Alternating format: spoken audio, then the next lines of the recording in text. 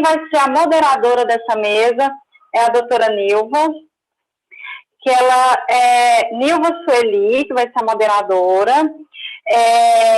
formada em Ciências de Educação, pós-graduada em Reabilitação do Membro Superior e Saúde Mental, em Independência Química, Pedagogia, pós-graduação em Inclusão Psicopedagogia e Docência Universitária. Trabalha na Vila São Cotoleno e é presidente da Abraço, Goiás. Boa noite, doutora Nilva, seja bem-vinda ao nosso evento. E eu gostaria de pedir a todos que continuem na programação para poder assistir a próxima palestra, que vai ser com o doutor Derivan, tá bom?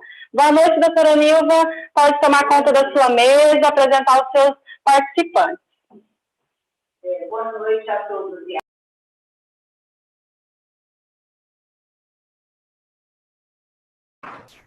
Boa noite a todos e a todas. Agradeço a comissão organizadora deste evento, na pessoas da terapia ocupacional, doutora Rosa, doutora Valéria e doutora Marta. O meu muito obrigada pelo convite. Convido e passo a palavra para o doutor Rubens Moraes Carrijo, terapeuta ocupacional, graduado na PUC, especialista em saúde mental e dependência química, atualização em saúde mental da infância e adolescência, no GOL, responsável pelo programa de Cuidar Mais, responsável pelo programa Pare Paciente. Como que eu vou suspender aqui? Não está indo? Bem, para suspender.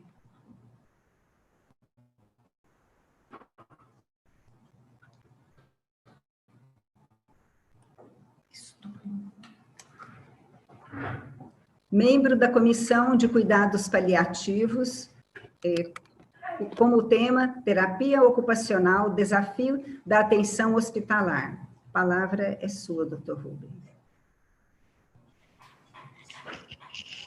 Boa noite, doutora Nilva. Quero cumprimentar também os demais participantes, doutora Jaqueline, doutora Natália, e a todos que nos assistem.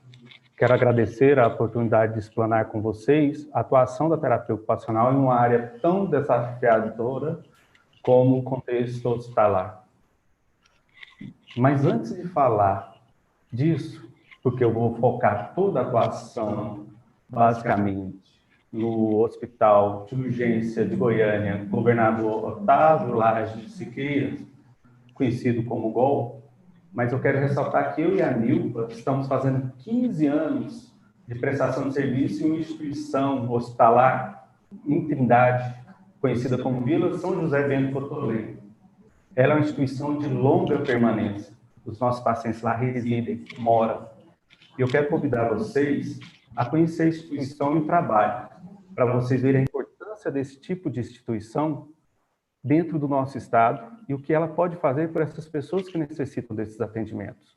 Vão lá, conheçam, mas vão sem o preconceito daquelas instituições de década de 70, 80. Vejam o que é uma instituição hospitalar de longa permanência também. Mas vamos ao que interessa. Nós estamos aqui hoje para falarmos, então, da terapia ocupacional e os desafios da atenção hospitalar. Quero elencar aqui com vocês várias indagações que me foram feitas quando iniciei a atuação no UGOL, tanto nas enfermarias quanto nas UTIs. Qual o papel do terapeuta ocupacional no hospital? Como ofertar o atendimento? Se o paciente está comatoso, tenho algo para oferecer para ele?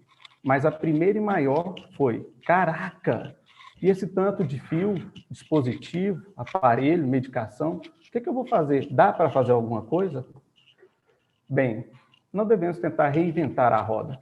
Temos vários terapeutas ocupacionais que já atuam na área. Temos livros, artigos, revistas que abordam as intervenções e atividades por nós desenvolvidas. Mas aí está outro nó ao depararmos com as leituras, que é passar a teoria para a prática. Porque esbarramos nas mudanças de perspectivas. Um exemplo é a nossa história profissional. De forma simples, podemos dizer que começamos com a necessidade de reabilitar soldados no pós-guerra e de reinserir os ditos incapazes à sociedade ou ao mercado de trabalho. Por que estou falando disso?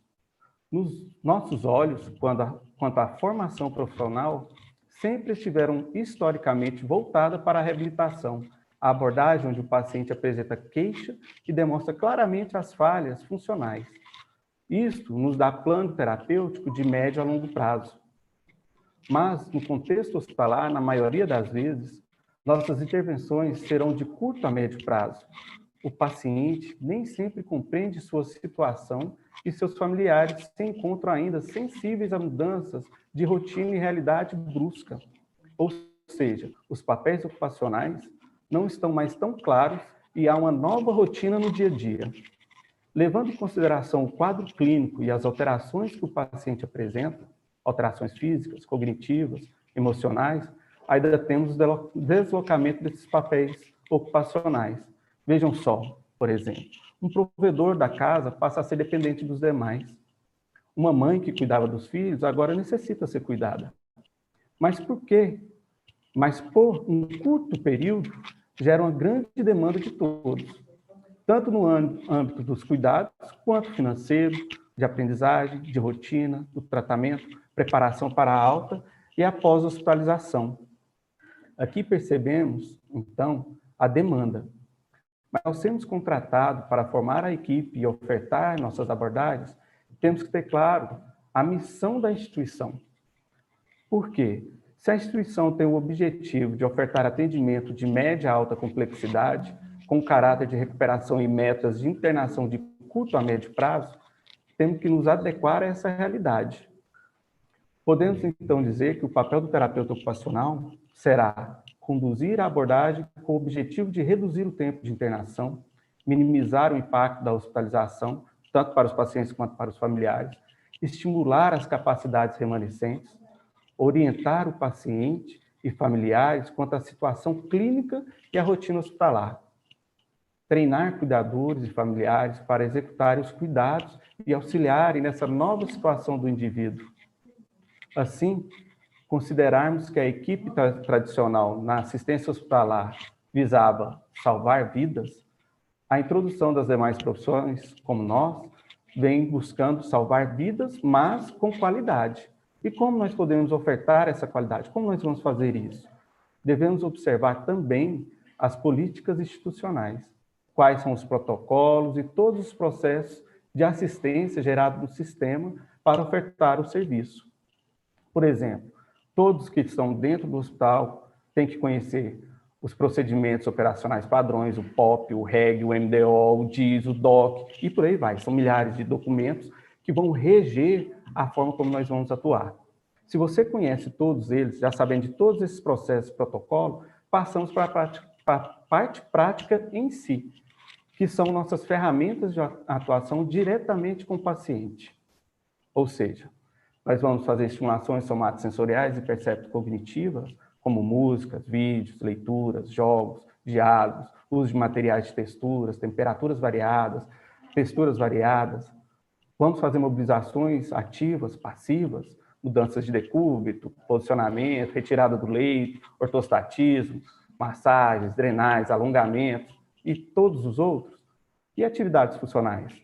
Quando o paciente pode, nós temos que fazer. Treinar na alimentação, higienização pessoal, o vestir, o calçar, usar alguns dispositivos, sair do leito e ir ao banheiro, usar o toalete. Então, nós temos que estar preparados para isso tudo. Mas ainda temos aquela questão, se o paciente está incapacitado, está acamado, o que é que nós podemos fazer por ele? Como exemplo clássico para nós da terapia ocupacional, o uso de órteses e adaptações, dispositivos para posicionamento, evitando contraturas, encurtamentos, lesões por pressão, reduzindo assim a dependência, ofertando conforto para os pacientes acamados. Então, temos aí uma gama de possibilidades de atuação efetiva para o paciente.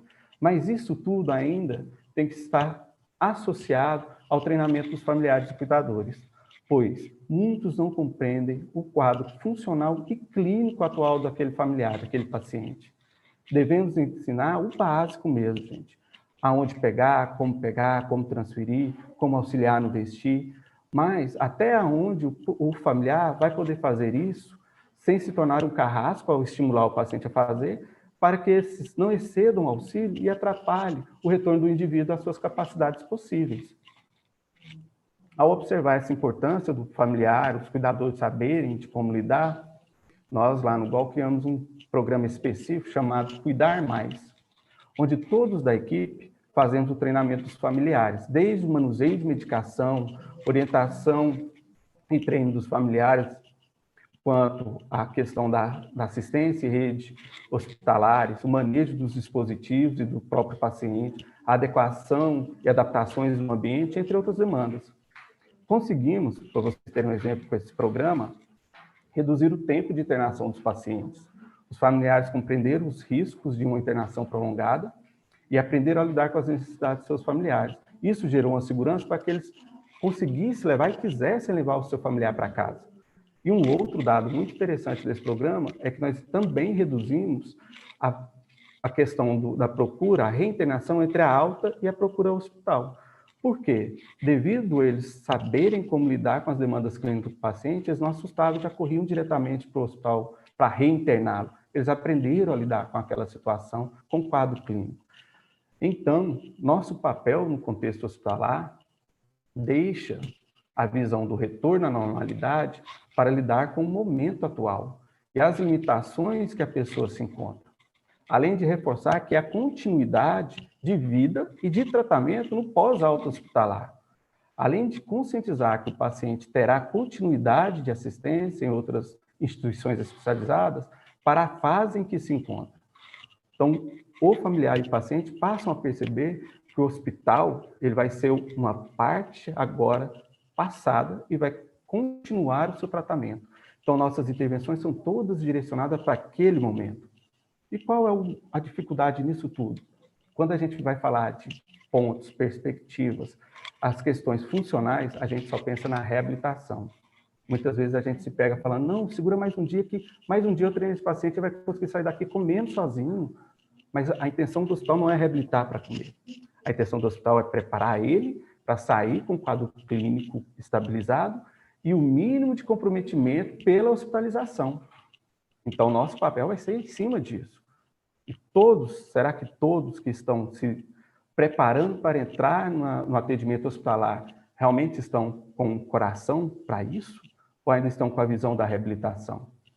Eu faço essa pergunta porque, com experiência própria das instituições em que eu passei, de uma clínica particular para uma clínica de reabilitação, uma instituição de longa permanência, instituição de curta permanência, sabemos que a cada uma tem sua perspectiva e sua necessidade. E se nós levarmos a nossa intenção para a instituição, não dá certo. A gente vai pegar o objetivo da instituição, a missão, a visão, vamos trazer para a gente, bater no peito e falar, agora eu faço o que vocês querem com o meu conhecimento técnico. Então, nós temos que ter 3 bases nisso aí. Sabemos qual é a missão da instituição, sabemos qual é os protocolos, o que ela vai ser cobrada pela sociedade e pelo governo e pelas outras instituições que são responsáveis por fiscalizá-las, e vamos ofertar o nosso conhecimento técnico dentro desses outros 2 itens. Ao depararmos com isso e aceitarmos, a gente vai tranquilo, a gente consegue encaixar a nossa realização pessoal, profissional nessa situação e sabemos que estamos fazendo o melhor e ganhando o nosso pão com dignidade. Mas isso tudo em equipe. Nós não fazemos nada sem conversar com a fono, sem conversar com o físio, sem falar com o médico, sem chamar o técnico de enfermagem, no banho, para a gente acompanhar um paciente no treino de banho dentro da UTI ou dentro da enfermaria, eu não consigo fazer se a menina da higienização não ir lá higienizar o banheiro, a cadeira e tudo para poder levar o paciente. Então, a gente não faz nada sozinho, só fazemos em conjunto. A gente discute, percebe e auxilia para intensificar as terapias e o paciente sair no menor período possível de internação. Era isso que eu tinha a passar para vocês. Quero convidar vocês a gente sempre fazer esses debates, conversar, tentar engrandecer a nossa profissão, porque estamos indo no caminho certo. Bem, Nilva, muito obrigado pelo espaço. Vamos estar aguardando vocês. Pelo espaço, aguardando. Convido e passo a palavra para a doutora Natália Cristina da Silva Pereira, terapeuta ocupacional do Hospital das Clínicas de Goiás, o Hospital das Clínicas de Goiás, da UFG, especialista em urgência e emergência. Um pouquinho que correu aqui. Especialista em urgência e emergência do trauma da Universidade do Estado do Pará, da UEPA, especialista em residência multiprofissional em saúde da HU, da FUMA, especialista em saúde da família, Universidade Estácio de Sá, do Rio de Janeiro, com o tema Intervenção da terapia ocupacional em UTI. Acho que está errado. Pulou aqui. Doutora Natália, você copiou errado aqui, Marta. Sabia estar errado aqui. Vou poder deixá-la assim mesmo.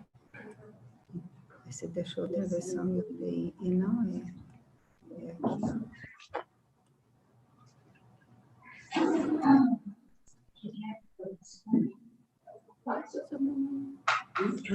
Boa noite.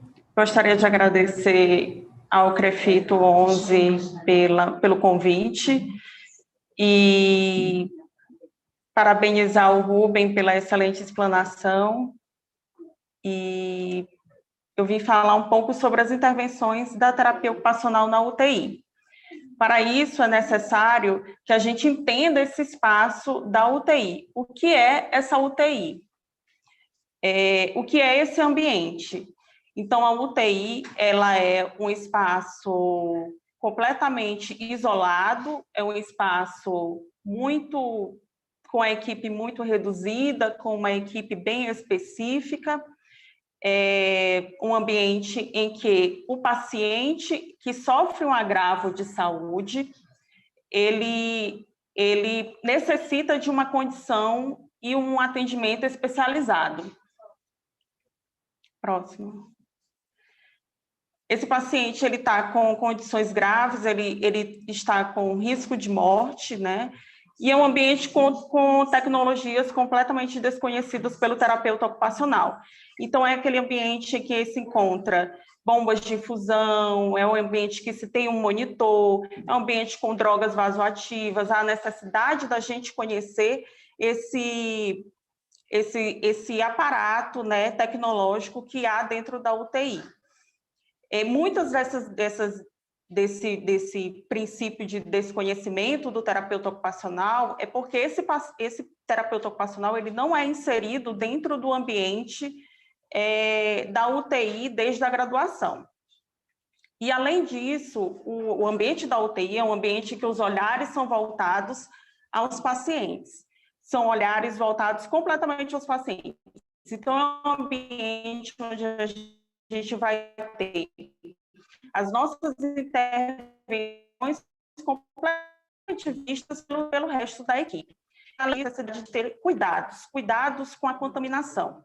A UTI é um ambiente que há um alto risco de contaminação, há bactérias multiresistentes e bactérias específicas dentro desse ambiente. E nós, terapeutas ocupacionais, a gente tem a necessidade de ter um olhar atento para esses cuidados devido à utilização dos nossos recursos. Então, os nossos recursos, eles têm que ser recursos descartáveis ou recursos que há a possibilidade de higienização.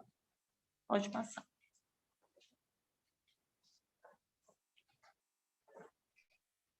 Bom, e essa UTI, ela gera um desconforto. Esse desconforto é tanto por parte da equipe, desconforto da família e desconforto também do paciente. Então, esse paciente que está indo para a UTI e essa família que está acompanhando esse paciente para a UTI, ele já vem com uma percepção prévia.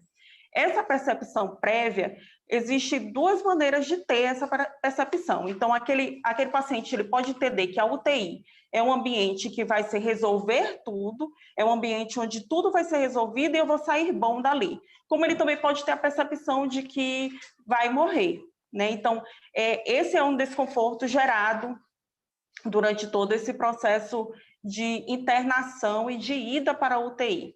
Além dos equipamentos, como eu disse, nós terapeutas ocupacionais, a gente tem que ter a dominância desses equipamentos, saber o que cada monitor está ali falando, que ele está querendo nos comunicar, porque isso interfere diretamente na nossa prática clínica. Então, entender o monitor o monitor, ele está aferindo pressão, ele está vendo frequência cardíaca, ele está vendo frequência respiratória, ele está vendo saturação, e ver quais são os parâmetros de normalidade. Então, a UTI também é um ambiente onde tem estímulos sonoros e luminosos constantes, que isso vai interferir diretamente no ciclo do sono desse paciente. É um ambiente onde tem uma falta de intimidade, então ali o corpo é somente um corpo. É um ambiente onde tem alterações de ambiente e hábitos, então esse paciente que tinha hábitos anteriormente, esses hábitos são completamente cessados, o acompanhamento dessa morte e o atendimento diferenciado, como eu disse, por conta da equipe, pela equipe ser uma equipe reduzida e uma equipe fixa. E aí, dentro dessa UTI, nós temos o paciente crítico. Então, a gente precisa entender e interiorizar que esse paciente, ele pode estar sedado, ele pode estar monitorizado, ele pode estar entubado, ou traqueostomizado, acamado, com alterações cognitivas, funcionais, ou até mesmo com um delírio. Então, a gente tem dois mundos aí. Nós temos o paciente crítico, que está indo por ser um pós-cirúrgico ou por um agravamento da doença, ou a gente tem aquele paciente que ele já está na UTI e ele está com doenças que são ameaçadoras da vida, né? Hoje a gente não fala mais em pacientes terminais, mas a gente tem dois mundos de pacientes aí. E o último paciente que eu citei são os pacientes em que geram mais angústia para a equipe. Pode passar. E aí, após isso, a gente entende esse ambiente da UTI, a gente precisa se paramentar e se armar com as regulamentações, né? A gente precisa entender o que é uma RDC, o que são resoluções, e a RDC número 7, que é da Anvisa, de 2010, ela dispõe sobre os requisitos mínimos para o funcionamento da UTI. E lá em seu artigo 18, pode passar, lá em seu artigo 18, ele cita que devem ser garantidos serviços beira-leito ao paciente. E aí ele cita o terapeuta ocupacional como esses serviços que devem ser garantidos beira-leito, tanto na UTI adulto como pediátrica. Pode passar mais uma vez. E aí, beleza, esse terapeuta ocupacional está inserido ali na UTI. E o que eu vou fazer enquanto terapeuta ocupacional? Na RDC número 7 da Anvisa, também tem os seus processos de trabalho. Então, o paciente ele deve ter uma assistência integral e interdisciplinar.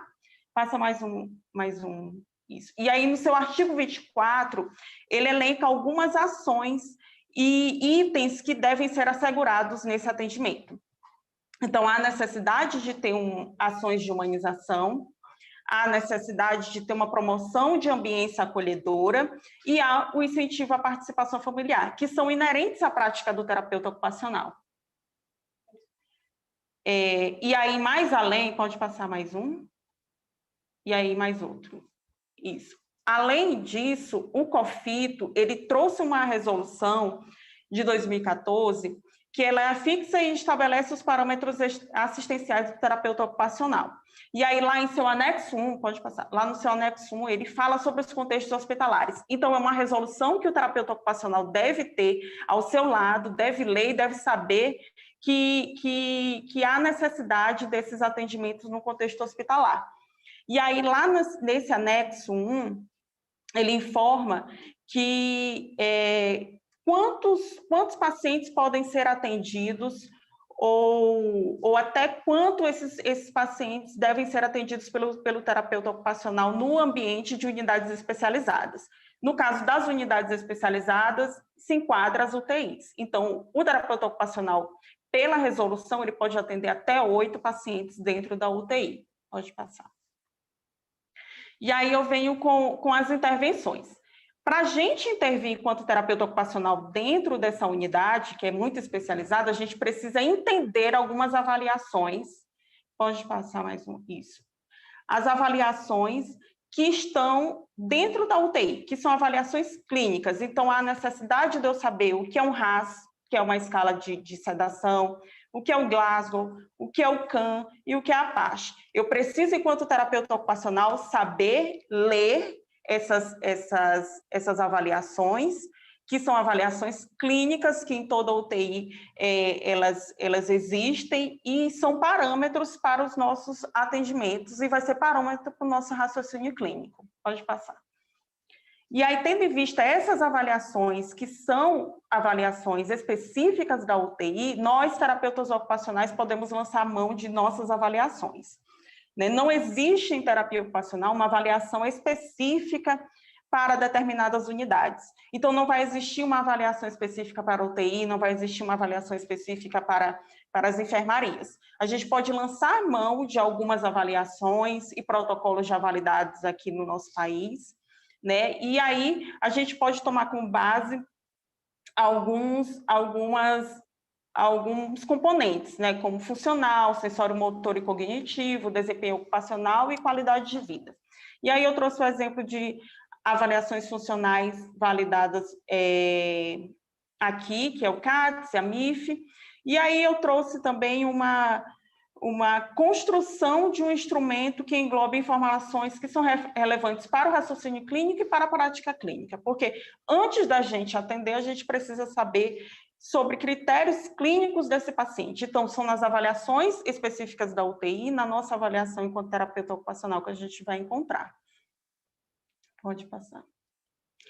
E aí, existem as abordagens terapêuticas ocupacionais dentro da UTI.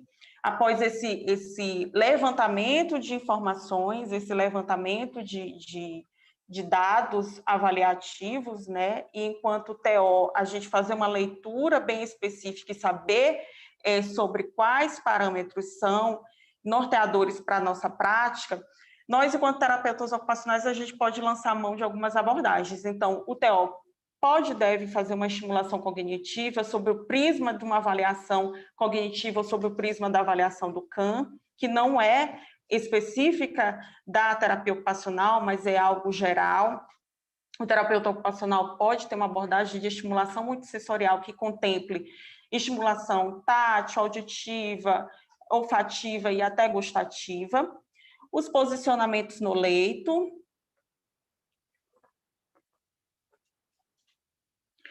E aí pode também lançar mão da confecção de dispositivos de tecnologia assistiva. Hoje a terapia ocupacional é o grande cargo-chefe da UTI, o terapeuta ocupacional confeccionar esses dispositivos, né? Então é o TO que vai confeccionar aquele coxim para posicionamento no leito, para evitar uma lesão por pressão.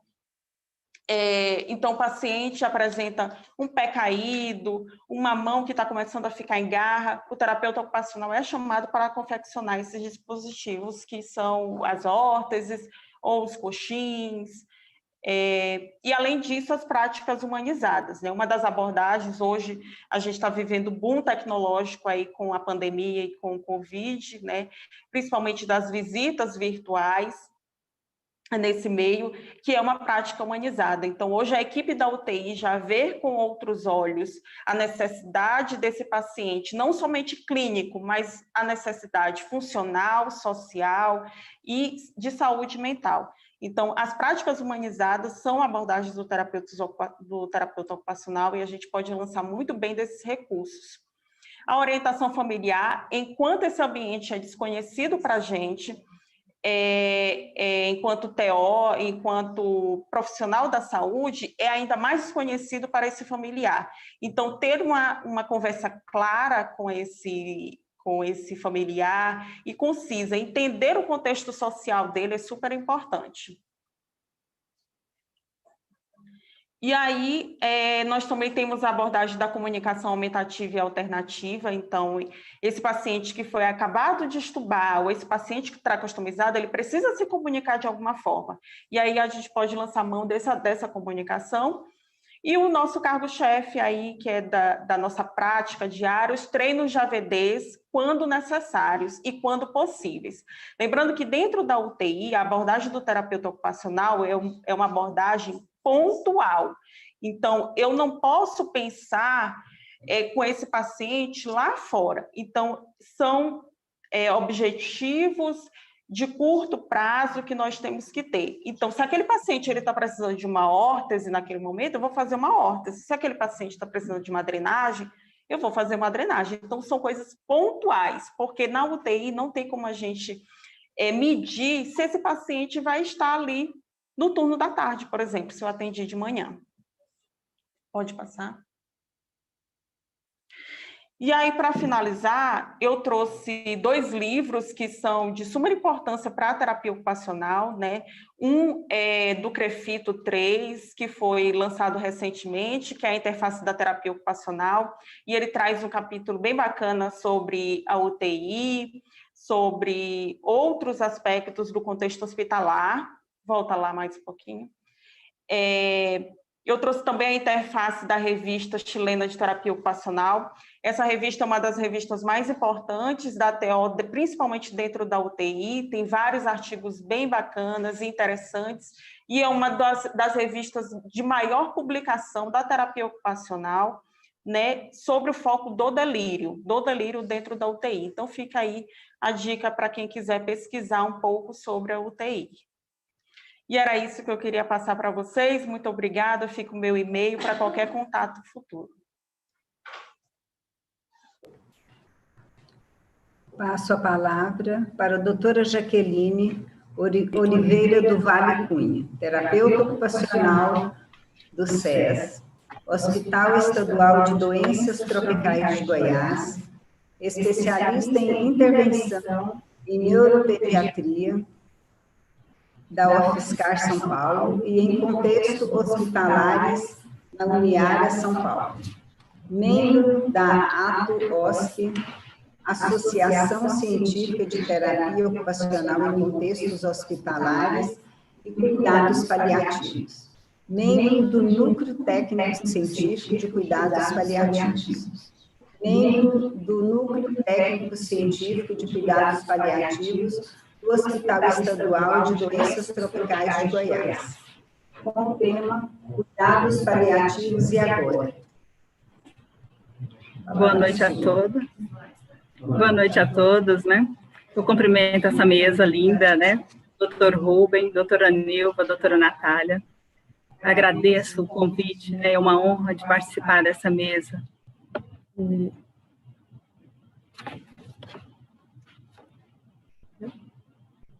A comissão organizadora do CREFITO 11, né, em nome da doutora Nilva, doutora Marta e doutora Rosa, nosso agradecimento, né, o evento está lindo, está brilhante, muito obrigada, né.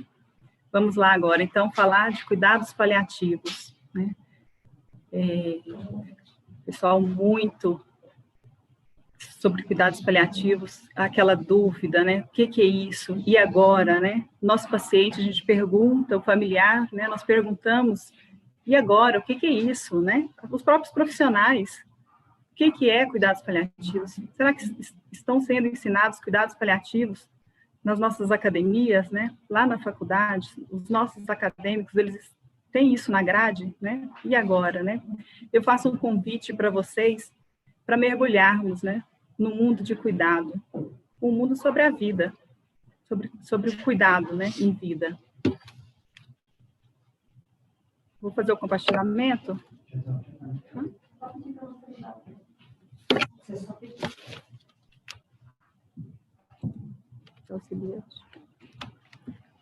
Cecily Saunders, né, nos traz uma linda mensagem. Ao cuidar de você, no momento final da vida, quero que você sinta que me importo pelo fato de você ser você. que me importam até o último momento de vida e faremos tudo que estiver ao nosso alcance, não somente para ajudá-lo a morrer em paz, mas também para viver até o dia de sua morte. Quando o Cicely Saunders traz essa mensagem para nós, será o que ela está nos provocando, né? Trouxe 2 imagens aí. Então, qual dessas 2 imagens seria, né, fazer tudo que está ao nosso alcance? Será que é invadir totalmente esse paciente, né? Quando eu cuidar de você e para que eu tenha esse cuidado, né, para que você viva intensamente até o dia de sua morte com cuidado, será o que ela propõe dessas 2 imagens, né? Então, aqui eu trago esse questionamento, né, do que seria uma morte naquele tempo, se eu prolongo essa morte, né? Nós trazemos aqui pela Organização Mundial de Saúde, né, em 2017, ele traz a definição do que seriam os cuidados paliativos. Então, seria uma abordagem, né, de uma equipe, nós trabalhamos muito em equipe multiprofissional, que priorizamos, né, a qualidade de vida dos nossos pacientes, sejam eles crianças, sejam adultos, né, e dos seus familiares, para o enfrentamento de problemas, de doenças que ameaçam a vida.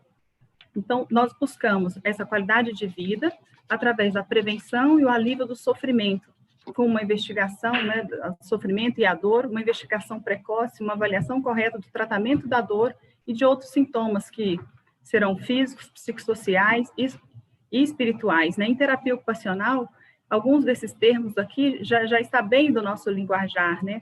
Mas falar em sofrimento, às vezes, pensar que o TO pode atuar, né, na dor, nos contextos espirituais, nas doenças que ameaçam a vida, né? Como que seria isso, né? Então, eu trago aqui em alguns slides, bem rapidamente, sobre esses termos, né? Então, quando nós pensamos que as doenças, elas têm um curso natural, né? Todo o processo de doença, ele tem um diagnóstico, ele tem um curso natural. Nesse curso natural, onde que entrariam os cuidados paliativos? Em que momento que a gente aciona essa equipe, né? Que momento que esse paciente entraria para cuidados paliativos? Então, nós temos aqui um caminho, né, do percurso da doença, um tratamento, ele inicia, né, num tratamento totalmente modificador dessa doença, que seriam os cuidados curativos, e nessa abordagem aqui, já devemos iniciar os cuidados paliativos, né? O que muitas vezes não acontece, né?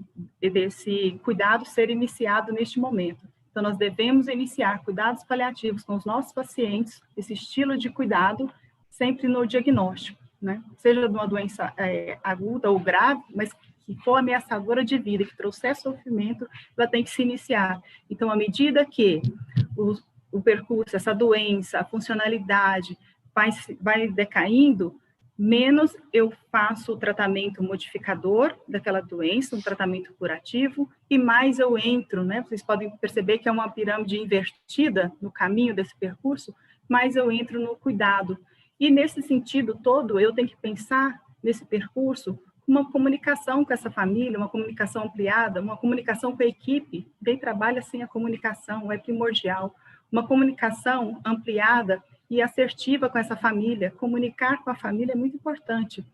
E as decisões também devem ser compartilhadas, né? Eu tenho que lembrar nesse percurso que o paciente tem uma autonomia e já nesse percurso, já desde o início, né, de uma doença ameaçadora de vida, eu tenho que fazer as diretivas antecipadas com esse paciente, o que ele quer, né, o que ele busca, né? A reabilitação no sentido, é uma reabilitação que a gente chama reabilitação paliativa, né, como foi falado nas apresentações anteriores, a reabilitação dentro de um hospital é uma reabilitação diferente, né, e em cuidados paliativos é uma reabilitação muito voltada para o conforto, alívio do sofrimento e conforto. Então, não há o que é o certo, é o que é mais confortável para o meu paciente naquele momento, o que vai tirar ele do sofrimento, né. Nesse percurso todo, a gente percebe as perdas e o luto. Então, o luto não acontece só com o óbito, o luto, ele acontece, as perdas, elas acontecem em todo o processo, né. Então, nós temos uma perda quando a gente tem uma ruptura, né, de um vínculo, de uma condição de saúde, da funcionalidade, né. As perdas podem levar a um processo de luto também. Pensando, né, nessas perdas, né, e nós trazemos o sentido em cuidados paliativos numa visão multidimensional da dor, né? A dor de um paciente nosso, ela não é somente a dor que a gente fala, aquela dor que é física, né? Ela é uma dor em várias dimensões, né? Então, nós temos a dor social, psicológica e a dor espiritual, né? Algo que está sendo muito falado agora e muito estudado, né? E que nós, terapeutas ocupacionais, vamos chamar isso para nós também, esse campo, né? É a dor espiritual também. Então, nós temos desde a dor física, né? Causada pelo tratamento mesmo, né? Pela própria doenças, comorbidades, né? A dor psicológica, né? Então, os sentimentos, as angústias, ansiedade, depressão, a dor social por conta das rupturas, né? Nós estamos tendo hoje, com a pandemia, um sofrimento social, um sofrimento em todas as dimensões também, né?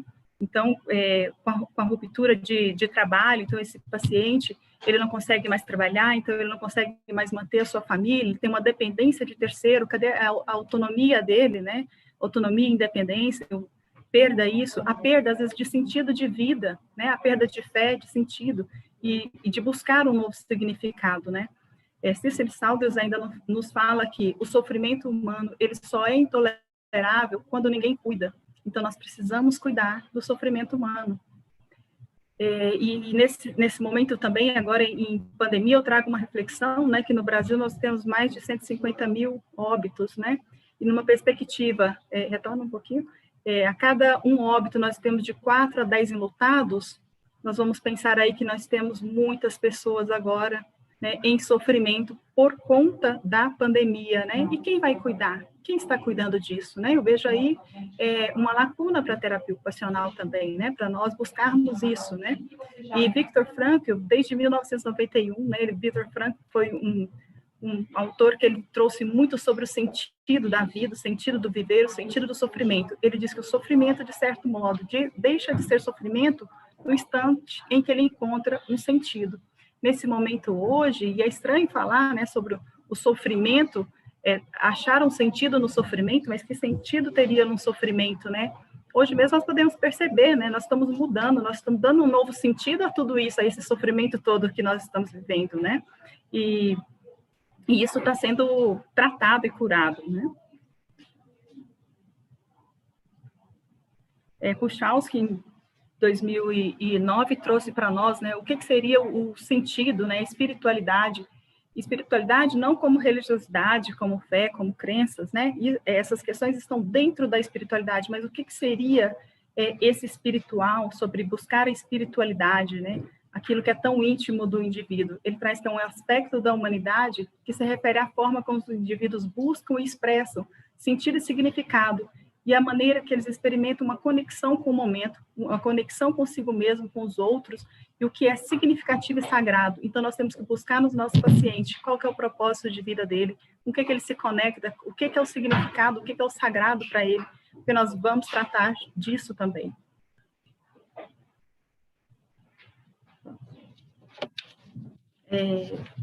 Anualmente, né, a Academia Nacional de Cuidados Paliativos, ela traz temáticas, né, até para a divulgação dos cuidados, desses cuidados que eles têm que se iniciar desde a atenção básica, né, e chegar na questão no hospitalar e depois no domiciliar também, né. Este ano, agora, nós trouxemos o cuidado, meu cuidado e meu conforto. Então, vocês podem ver o símbolo, né, à direita na tela, um símbolo que trouxe dois corações que se conectam, né? Isso é o que simboliza, né? São dois corações que estão conectados, e isso vira o símbolo da borboleta, que seria um símbolo do cuidados paliativos, um símbolo de transformação de vida, né? E o tema deste ano é meu cuidado, meu conforto. Então, nós temos que ter como que nós podemos dar empatia para esse conforto, né? Como nós podemos confortar os nossos pacientes através do controle de sintomas, né? Com medidas farmacológicas e não farmacológicas. E a terapia ocupacional entra bem aqui nessas medidas não farmacológicas. Um tratamento empático, né? Empático, não somente empático, mas de compaixão também. A empatia eu percebo, né, o sofrimento do outro, eu me vejo no outro, mas quando eu tenho compaixão, eu modifico de uma forma aquele sofrimento para este outro faça o seu próprio caminho.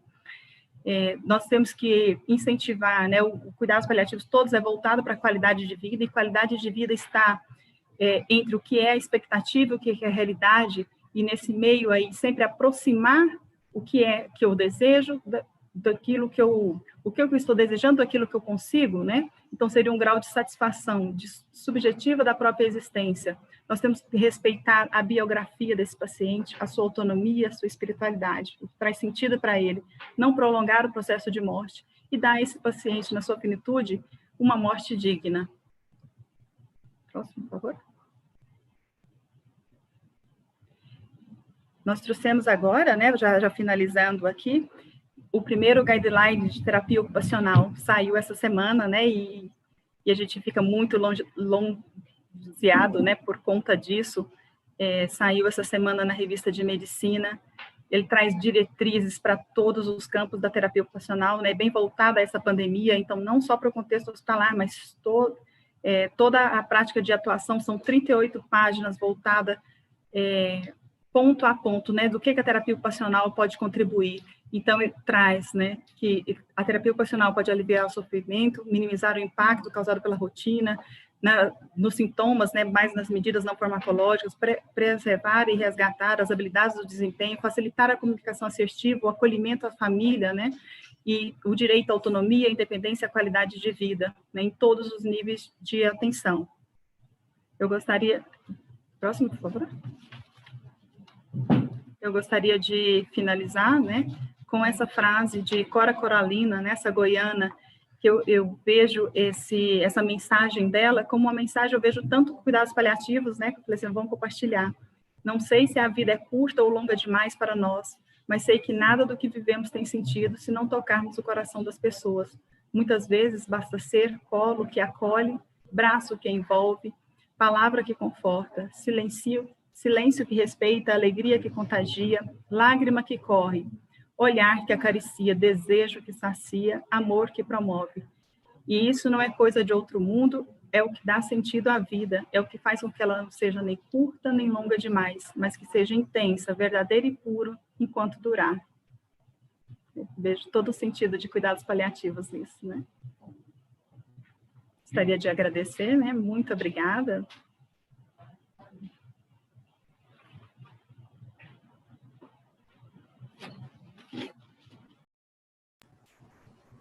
Agradeço ao doutor Rubem, doutora Jaqueline e doutora Natália pelas brilhantes palestras. O meu muito obrigada.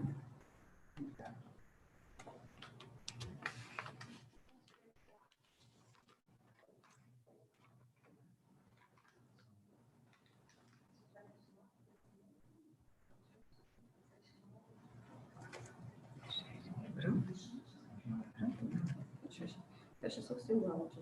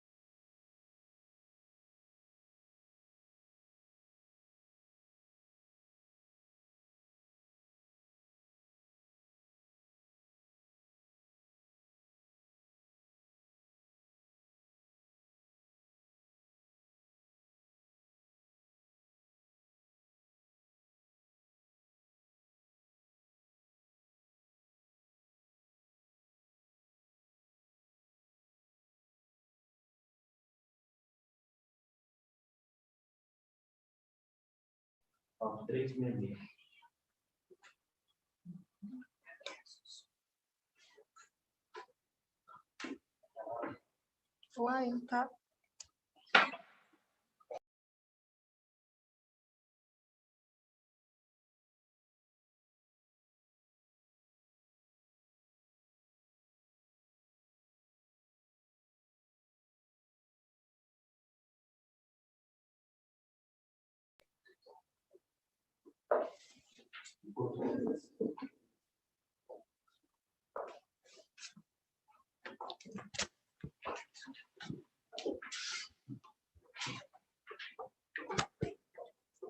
Seu esse fone?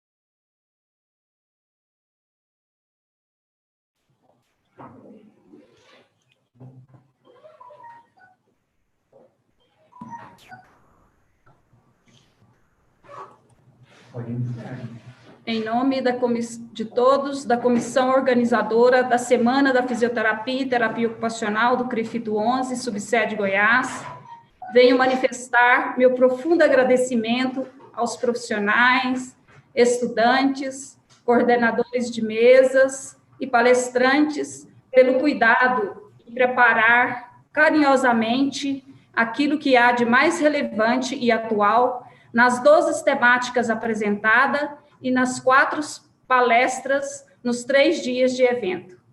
Podemos dizer que a Semana da Fisioterapia e Terapia Ocupacional do CREFITO 11, subsede Goiás, foi grandiosa e enriquecedora a todos os envolvidos, resultando em um público recorde de visitantes. Finalizando e valendo desta oportunidade, registramos nossos agradecimentos ao Dr. Sérgio Andrade, presidente do CREFITO 11, e ao Dr. João Júnior, vice-presidente e coordenador da subsede Goiás, e todos os conselheiros pelo apoio a este evento. Agradecemos a presença de todos, damos por encerrada a apresentação das mesas da terapia ocupacional na Semana da Fisioterapia e Terapia Ocupacional do CREFITO 11, subsede Goiás, e esperamos vocês para um próximo evento. Dizer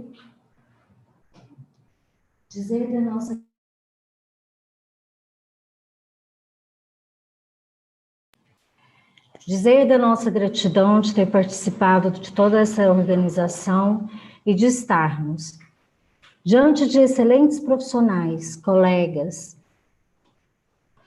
Estado de Goiás, Brasil e futuros colegas. Dizer da nossa imensa gratidão de estar dividindo esse momento com a nossa profissão irmã, a fisioterapia. Mas de estarmos iniciando um trabalho maior nesse momento, que é o de desmembramento. Desmembramento desta categoria, fisioterapia com terapia ocupacional.